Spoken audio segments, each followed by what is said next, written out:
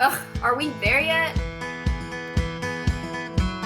Welcome to I Am Not Your Tour Guide, but I am your host, Darla Skelton. Yes, that is my real name. No, my parents were not hippies, but my parents did love to travel, and it's because of them that I have this fascination about different perspectives, people's perspectives on travel and why they go where they go. So I'm super lucky to introduce you today to my guest, Susan Johnson, who is living her best life right now in Kelso, Washington. Is that how to pronounce it? Yep, Kelso, just Kelso? like that 70's show. Oh, yeah. Okay. That's awesome. Thank you. Thank you for coming on and talking with me. Yeah, thanks for having me. I'm super excited. Okay, good, good. So do me a favor and give me a little idea of where Kelso's located. It's in Washington, but it's super close to Oregon. Yeah, so Kelso is this super tiny port town. So all along the Columbia River are all kinds of different ports. So we're one of the many ports on the way to the mouth of the Columbia, which is in Astoria. So if anyone's a Goonies fan, Astoria, Oregon. So Kelso is it is just across the bridge from Oregon. I can actually look out my window and see it's called the Astoria, or it's called the Lewis and Clark Bridge is what it's called. But it goes over the Columbia, and Oregon is literally right there. So it's about 2 hours away from Seattle, 2 hours south of Seattle. It's about 45 minutes north of Portland. So kind of right there in the middle of everything. That's an epic little spot in the corner of the earth to be, right? It's awesome because it's 45 minutes to the coast. So you can literally be at the Pacific Ocean in less than an hour. It's about an hour away from the Cascades, just depending on where you want to go. So like if you wanted to go to Mount St. Helens, it's about an hour and 15 minutes away from there. It's awesome. It's just kind of right here in the valley. It's super cool. I love that. Okay, so just to give our listeners a little bit of background, you and we worked together in Atlanta, Georgia for a couple years, got to know each other really well, the ins and the outs, maybe the goods and the bads on some days. We've seen each other at our best and our worst when we worked in a bar together, which was amazing. Great memories. But I was wondering when I was thinking about you and your story the other day, I was wondering if you had this like defining moment when you were in Atlanta. You had this defining moment where you said to yourself, I need to move to the West Coast. Like, was there a singular moment, or was it just something you thought about over time? It was a little bit of both. So I've always been obsessed with Seattle. Even when I moved to Atlanta from North Carolina, I moved to Atlanta and I immediately was like, I'm going to be here for a few years, and then I'm going to either move to Boston or Seattle. Don't tell me why Boston or Seattle. I was just like, that's where I'm going to go. Those are such two different places too. Like, I mean, not just geographically, but just culturally, just two different places. Yeah. I mean, when I was younger, I just wanted to be anywhere than where I was, I think was kind of my mindset at that point. But as I lived in Atlanta longer, I kind of grew to love it and really called it home. And I was like, okay, I'll just stay here. Fast forward to 2018. As you know, 2018 was a really rough year for me. I lost my dad at the beginning of 2018. August, my boyfriend at the time of 2 years ghosted me out of our 2-year relationship. And then at the end of 2018, my little brother passed away. So just kind of a shit show of a year. Sorry about the language. And so no, you're fine. We're blowing up 2018. That's terrible, and I'm so sorry. That's okay. It ended up it put a lot of things in perspective for me. A lot of things that were quote unquote tying me down no longer were. And so my friend actually lives out in Las Vegas. She has a house there. She moved back there because she wasn't really loving Atlanta. My lease was about to be up. I just didn't really have a sense of direction. And she was like, hey, why don't you come live with me? I have an extra room. At the time I was working in the restaurant industry, so you can get a restaurant job anywhere. There was just really no reason to not go. And I had kind of this like soft landing spot of like, I don't have to worry about finding an apartment. I don't have to worry about all these things. Like I could just go there. And I had a good chunk of change saved up too. So I was like, you know what? F it. Like I'll go. The worst thing that happens, it doesn't work out. I can go home. That's always my life motto. If it doesn't work out, I'll go home. No big deal. Yeah. And home So is North Carolina. Is that what you think when you think home? yeah. But at the time I was thinking like if it didn't work out in Vegas, I just would move back to Atlanta. Like, Okay. yeah. So it was kind of a why not moment. And that's what catapulted me over here. Whenever you started to head out that way, what was your mode of transportation? Did you rent a U-Haul? Did you fly? Like how exactly did you get there? Was that an adventure for you? It was an adventure. I road tripped. I actually, a few months before I left, I traded in, I had a little tiny Fiat. So I traded in my little tiny car and I got like kind of a small SUV. And then Hmm. whatever I didn't sell, I just packed it in the car with me and my two cats and took a 2-day road trip. So no U-Haul. You were just No. like, if I can't fit it in my car, it's not moving with me. Yeah. Basically, hopefully forever. I'm just gonna take what I can carry. Very nomadic of you. Like if I can't carry it in my little car, if I can't pack it in my little car, I'm not bringing it. That was your mentality. Exactly. Yeah, there was a couple paintings that I got rid of that I was like, no. But at the end of the day, yeah, if it didn't fit, You that's could have fine. tied those to the roof of your car. You could something. I could have mailed them out there to you, girl. Oh my It's goodness. fine. It's fine. It all worked out. I wasn't that attached to it. So So before you I'm sorry. So before you left, was your family or your friends in Atlanta and North Carolina, were they like, what are you doing? Like, why are you just picking up, packing what you can and leaving? Or were they pretty excited for you? Like, what was the reaction you got from friends and family? for the most part, I mean, everybody was super supportive. My dad was very nomadic as well. He was very much, I want to be anywhere but here. So that's probably a little bit of where I get it from. But yeah, I told my mom, and my mom was a little bit shocked, and she was like, okay, um, be safe. Like she was just like, she didn't really know what to say because she knew my mind was made up. So there wasn't, even if she did disagree, she knew it was a lost cause. She was like, all right, go for it, kind of thing. I mean, there were a few like acquaintances or like work colleagues who were like, oh, well, what if you don't make it in Vegas and blah, blah, blah. And what if you and so get into a fight? And I was like, so what?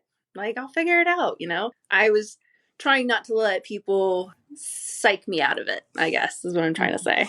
Yeah, for sure. So I do have a question about budgeting. You don't have to give me exact numbers or anything like that, but whenever you left to go out there, did you have a certain budget that you were like, I cannot go over this? Or had you saved enough to really get you through the lows and the highs? So I had a pretty good chunk of change in my savings. Spent a little bit finishing my tattoo before I left, not gonna lie. Um Priorities. I mean, I wasn't going to see the guy for a while, so.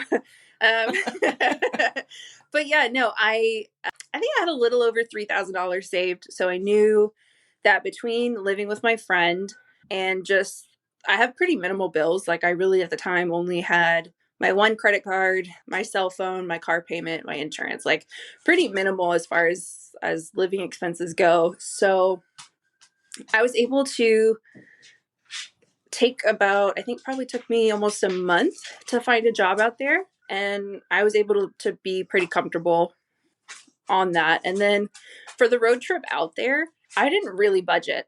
I just kind of took it like, hey, this is probably one of the few times that I will road trip across the country. I'm not gonna worry about like how much I'm spending kind of thing. Like obviously I'm not gonna stay at the Ritz Carlton when I'm on a road trip, but I mean, as far as everything else goes, I was like, oh, if I want to stop somewhere for a little bit, I'm going to stop somewhere kind of thing. So, So it was like a glamping style road trip or you stayed in legit like motels?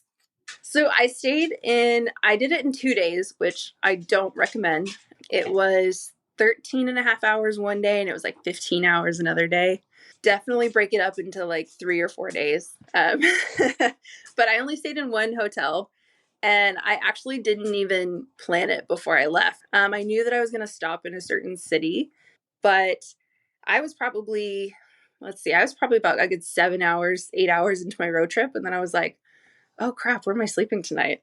I was like, I better call around. So when I stopped for lunch, I just kind of like quickly Googled like some pet friendly, because like I said, I had my two cats, some pet friendly hotels that weren't at a truck stop, and yeah, just kind of was like, all right, this one works, and made it work. That's great. Okay, so Kelso, Washington, where you're at now, it's a little bit further away from Vegas. So, in your story, how do you get to Kelso? Because before I reconnected with you, I had never heard of Kelso. So I mean, the travel magazines that I get, I don't know, maybe I just overlooked it, but it looks beautiful. I Googled it immediately. Looks incredible. But how did you end up there? Yeah, so let's see, probably no the end of November. I met my boyfriend. His dad worked for Delta at the time and was Where relocated did to you meet him at? Bumble, actually, in Vegas. What happens in Vegas doesn't stay in Vegas, apparently. But yeah, we his dad was relocated to Vegas with work. He in 2018 had also gone through a pretty nasty breakup, and he'd never lived anywhere but Washington. He's from a small town more closer to Vancouver, Washington, not Vancouver, Canada, um, but like Vancouver and Portland. It's called Battleground. He's never lived anywhere but there his entire life. So he moved to Vegas for a few months. We met. And then right before the pandemic hit, he actually moved back up here. And then we did long distance for a little bit.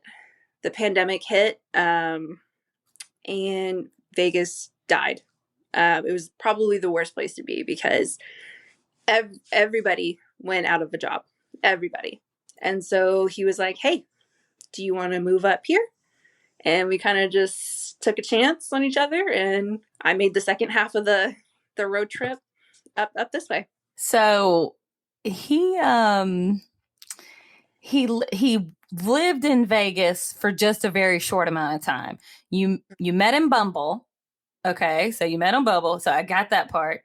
So what what made you think like, hey, this is like, this one's keeping my attention. What kept your attention with him? Our first date, we planned to meet at a coffee shop, and I went into the date thinking, okay, this date will be hour and a half max. I'll drive home. I'll get ready for work. I'll go to work. Just nonchalant. Our first date ended up being like 5.5 hours, and I was like 10 minutes late for work. And it was just it's just always been like that. We can always just talk. I mean, we've been together for 3 years, and he still doesn't stop talking. So it's working. I love that for you, though. You look really happy. Yeah, I like him. You He's do. nice. He's nice. So, at some point out in Kelso, Washington, did he start to, because he's from there, right? He's from Battleground, which is about 30 minutes south. But yeah, we're all pretty close. Okay. So, he was a tour guide in that area for Mount Hood? No, so he worked for the Conservation Corps, and the Mount St. Helens Institute. And what he used to do is he used to do trail work. So building all the trails, like the Around the Mountain Trail and like the trail that goes up into the blast zone, everything like that. He built those trails, and then he would also do guided tours from the base of the mountain all the way up into the blast zone.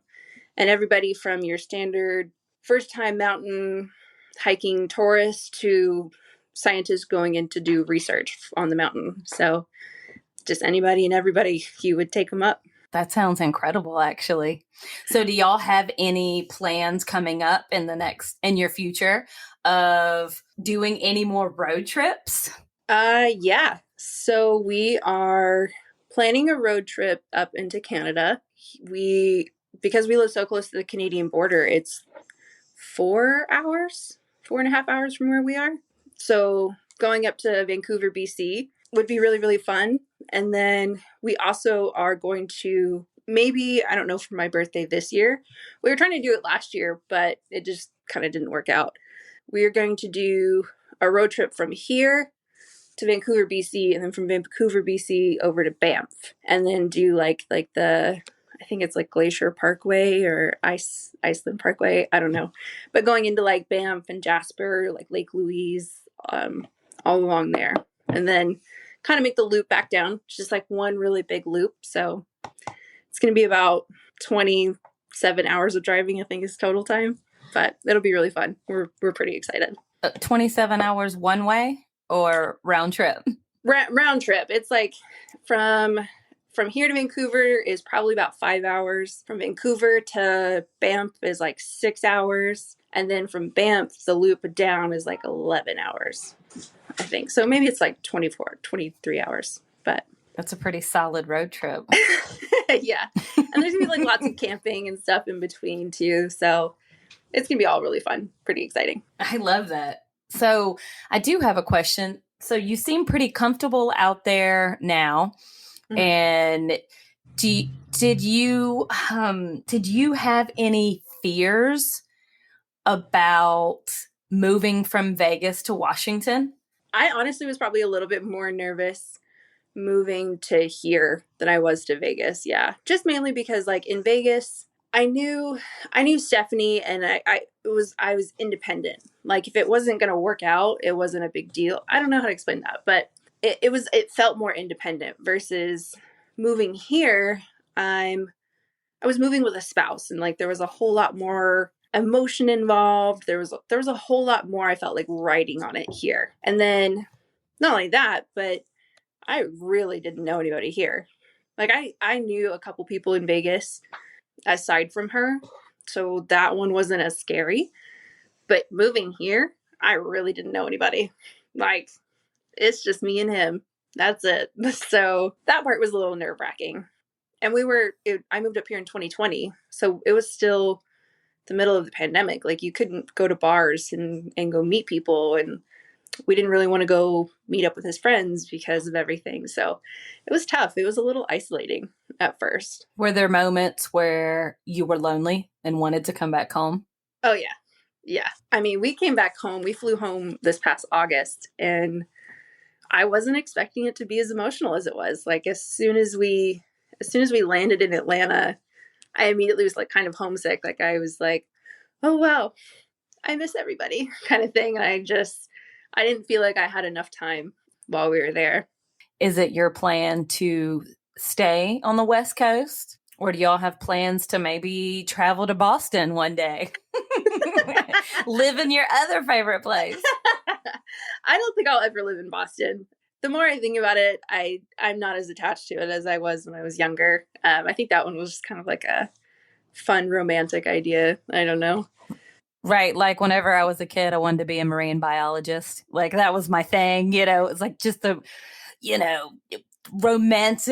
romanticized life and what you want to be. And I was like, I want to be a marine biologist. And then my parents were like, you have to pass classes in school, like science and biology. And I'm like, oh yeah, I don't think I can do that. Yeah, no, I'm the same way with Seattle now. Like I've been to Seattle a couple times, and don't get me wrong, I love going there. The city itself is cool.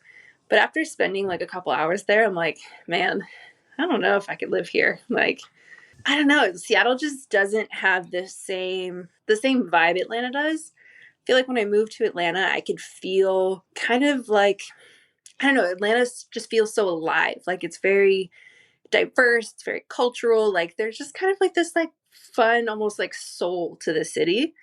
And Seattle doesn't really have that. I don't think I would move up there. But I don't think we right now have any plans to move anywhere else. We've talked about going back to the East Coast. He really liked my family. He really liked where I was from. Cost of living is a lot better there than it is here. But right now we're pretty happy where we're at. So we're probably going to stay here for a while. Right. So if you move back to the East Coast, are you just going to pack what you can put in your car? Probably. We don't have a ton of stuff. And the stuff that we do have is all like hand me downs and stuff that we don't really care about. So it would probably be another pack the car moment for us. Yeah, I love it. I love how you're just like, West Coast sounds good. Let me drive out there. Let me try it. Oh, this isn't working out. Let me go a little bit further. Let me keep going, uh, towards the coast. I mean, I do love your free spirit, how you just, you don't seem to think too much about it. You're just like, hey, if it works, it works. If it doesn't, I'll come back. I'll do something new. Like that's definitely the vibe that I'm getting from you. Yep. And I had written down this quote because I love who doesn't love Oscar Wilde, but he says, to live is the rarest thing in the world.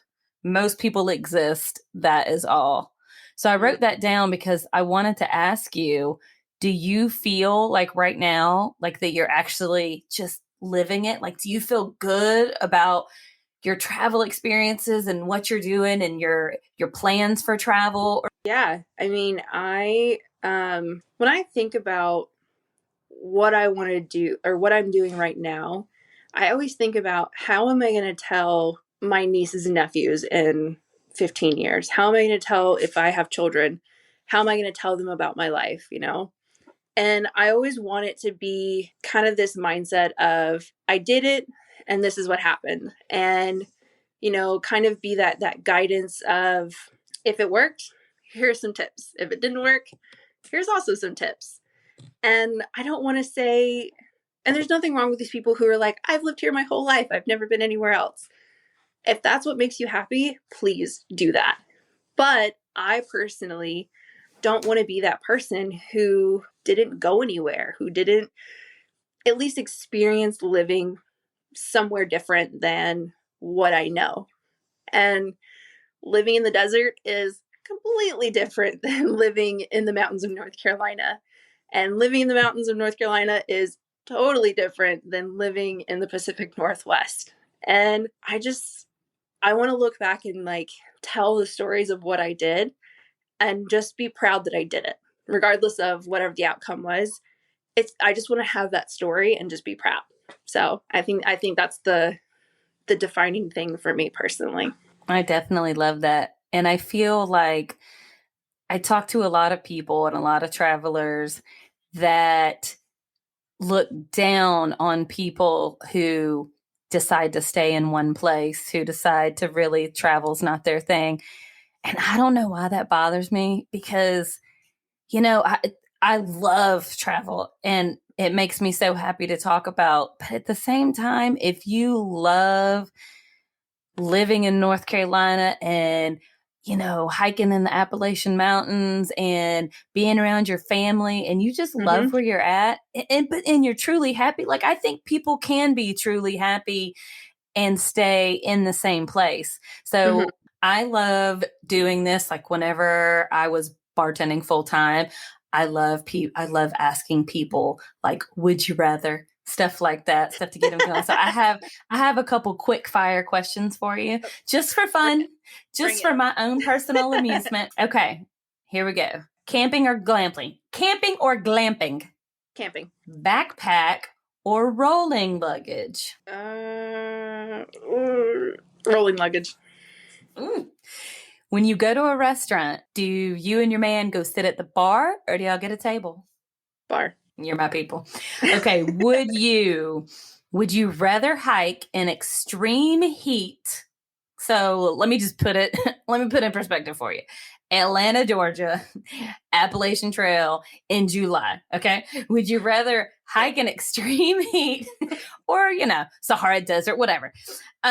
Or would you rather take a hike in the freezing cold? I'm gonna say extreme heat. Okay. All right. Extreme heat, right? But here's my argument with that. And I love a good argument.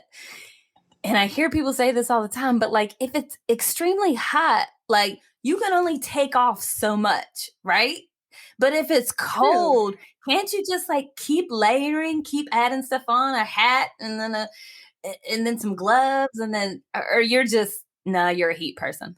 I'm a heat person personally, but one thing I learned up here, I did not realize. So the volcanoes up here, they have, I forget what the name of the zones are, but they're like these little pockets where everywhere on the mountain will be like 30 degrees.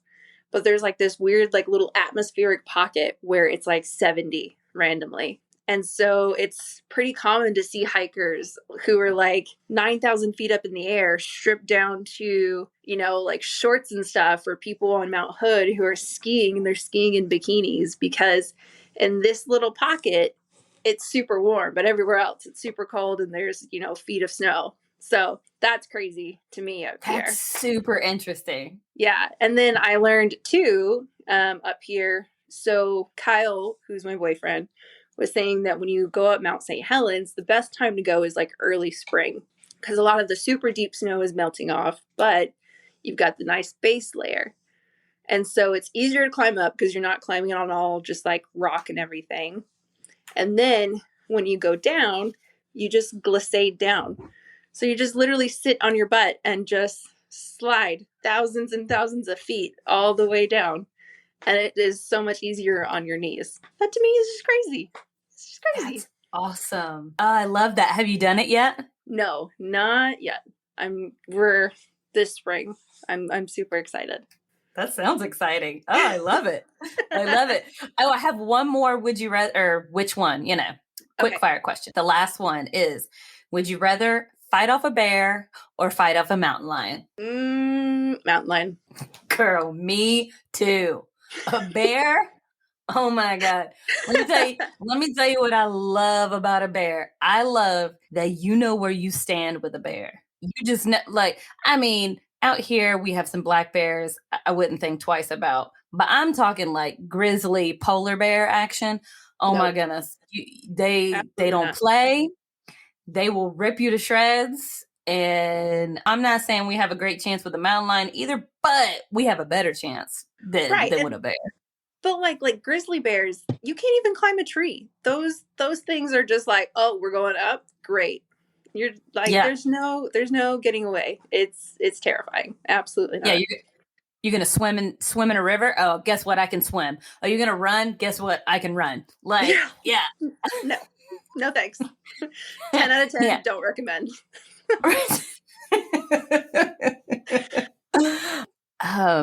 I love that you are living your best life, and I love that that you have taken this time to talk to me. So I do have one more question that I wanted to ask you so that some of the female listeners and myself can get any sort of advice. But do you have any advice or tips for women that are traveling alone on road trips? Because it does make a difference. Some may argue and say that it doesn't, but there are certain things that a woman may have to look out for and a man may have to as well, but still, I like tips from a woman to a woman. What can Yeah. what can you tell us?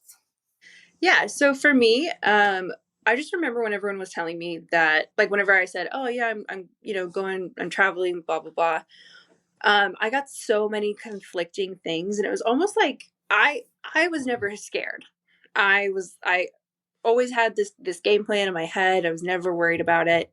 I'm sure you've probably encountered this too, where people almost like psych you out based on their own stereotypes. So like for me, I was like, oh yeah, I'm road tripping, and I had people tell me the most crazy things, like, oh, don't stop at small gas stations, because this will happen. Don't stop at truck stops because this will happen, and don't stay at hotels that are right off the freeway because of this, and if you get stuck in the desert, don't do that. It was just like all this unnecessary advice. And honestly, what it came down to is just, for me, trust yourself.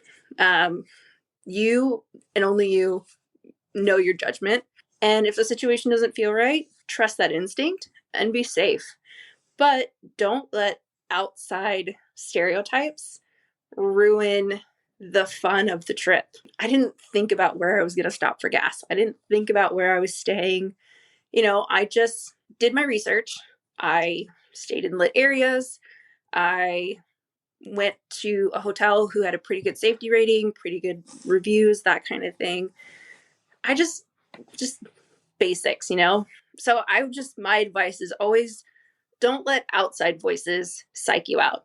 I'm sure like on some of your travel stories, I'm sure people have been like, "Oh, you travel alone in South America, blah blah blah." Like it's not that scary. And I think if more women understand that, you'll have a whole lot more fun on your trip as opposed to always looking over your shoulder. So, For sure. For sure. No, that's great advice. And I think it's funny when people say, "Oh, you're going there?" I'm like, "I live in Atlanta." like like I mean, it's have not you the seen safest anything else here too? either. Like, yeah, yeah. I could not believe some of the advice I was getting, and I was just kind of like, okay, thanks, whatever. Like, I don't ever want somebody else's stereotype or idea of what a place is try to ruin the fun of what I'm hoping it is and what I'm hoping to experience. So I always just like take it with a grain of salt. I think that's my thing. So. No, that's good advice. And I think one of the beautiful things about travel is that the more you get lost, the more you wander around, the more you explore and see new things, different things, things you're not used to, you really do open up your mind Mm-hmm. and, catch yourself like, oh, like this is something that really anybody can do. Like it's something anybody could do. Like you said, you just have to make good choices. Be it just as Mm-hmm. when you're traveling, just make the same choices you would make at home. Are you going to walk down the Yep. middle of the street by yourself at 2 o'clock in the morning on MLK Boulevard? You know what I'm saying? Like you just make the same Yeah. choices, Right. right? So you Right. just Right. change in locations, but just because you change locations doesn't mean you get dumb. I'm just in a different location geographically. Like I'm not dumb because of Yeah. it. Yeah. And I always feel like whenever you hear someone's story of something that went wrong, there's always that moment of where you can pinpoint of like, well, why did you do that? You know, someone's like, oh, I got my luggage stolen. Well, what were you doing? Like, how did that happen? And they're like, it's not totally not your fault. Yeah. Right. So Most of the things that have gone wrong in my travels, 99% of them was my fault. And I would be like, well, that was stupid. Now I have a great story, but that was stupid.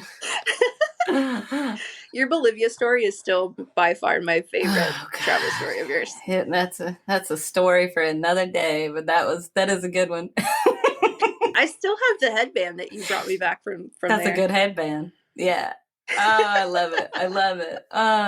Well, thank you for being so candid with me and talking to me about your passion for travel and your road trip across the United States. And yeah, everybody check out our tips from Susan on YouTube in the link below. And thank you, Susan. Have a great, great, great time in Kelso, Washington this evening. Thank you, Sarla. All right. Bye. Bye. We remind you that this is a non-smoking flight. Smoking is prohibited on the entire aircraft, including the lavatories. Tampering with, disabling, or destroying the lavatory smoke detectors is prohibited by law. If you have any questions about our flight today, please don't hesitate to ask one of our flight attendants.